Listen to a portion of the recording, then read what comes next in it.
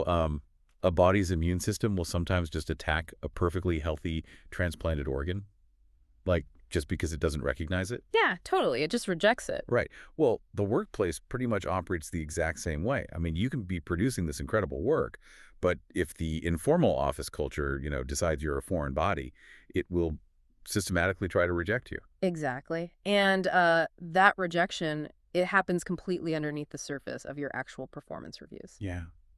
So today we're taking a deep dive into this really fascinating article by Aries Chan. It's called The Silent Resume: Navigating Politics and Professional Survival. It's such a good piece. It really is. And we're going to try to figure out how you can actually survive that bureaucratic immune response, before it pushes you right out the door. Right. So let's look at the very first symptom of that immune response. Yeah.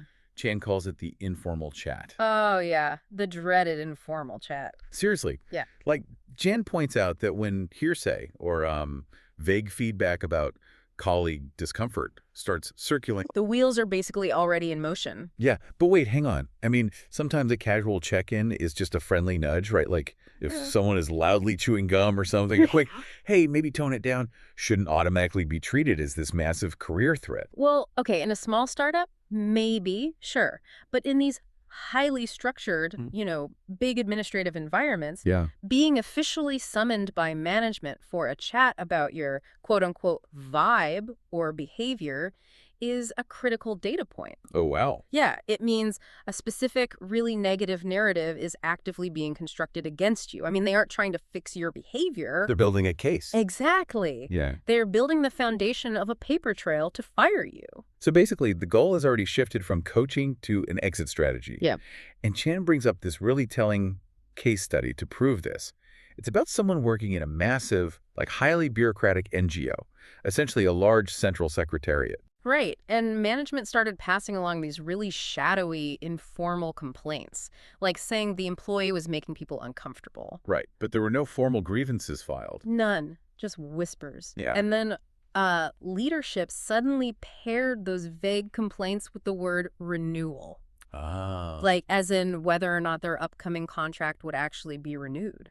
Which means the writing is completely on the wall. Hmm? I mean, the outcome was decided regardless of the actual truth of the complaints. Yeah, and the employee ended up being let go by that central office. But wait, this is where the survival aspect kicks in. Yeah. Right? Because this person didn't actually lose their livelihood. No, they didn't. They were immediately scooped up by a senior board member in a totally different division. To bypass the whole thing. Exactly, because of what Chan calls their silent resume. I love that term. Right. While all this nasty political maneuvering was happening in their own department, this employee had built an undeniable technical footprint. So their work literally saved them. Yep. Their research was just so rigorous and so visible outside their immediate team that another executive saw the raw value and basically just bypassed the office politics to hire them. Okay, so your technical work is your ultimate safety net. But what about the immediate fallout? What do you mean? Like when you realize the corporate immune system is attacking you today, how do you actively manage that situation while you secure the net? Ah, right. Well, first, you absolutely have to document the informal. Treat it like a legal deposition. Pretty much. You need to keep a personal log, dates, attendees, the exact phrasing people used. Because when things do inevitably escalate to HR, A meticulously dated personal log disrupts that vague narrative management is trying to build. You force their nebulous complaints into the light of hard data. that makes a lot of sense.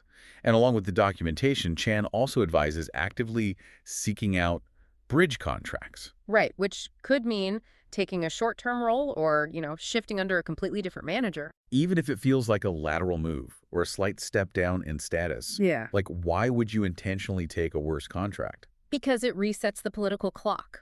Oh, interesting. Yeah, a bridge contract moves you into a new chain of command where those previous informal complaints hold literally no structural weight. So it preserves your physical presence in the organization. Exactly. It buys you the necessary time to leverage that silent resume and find a permanent, better fit.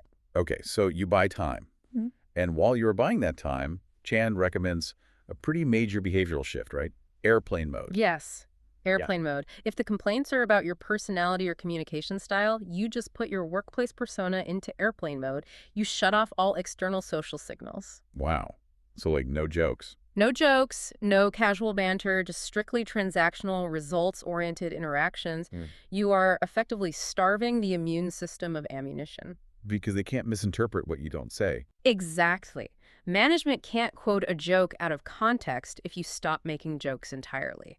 It forces everyone around you to focus purely on your deliverables. So you can't always stop a political maneuver from starting, but you can control the material they have to work with. That's the key takeaway. And when the administration inevitably shifts, your reputation for undeniable work is literally the only thing that travels with you. That is so powerful. So listen, think about your own situation for a second. If you had to put yourself in airplane mode tomorrow, Like, completely stop speaking at work. right, what specific story would your silent resume tell about you to the people 2 departments over?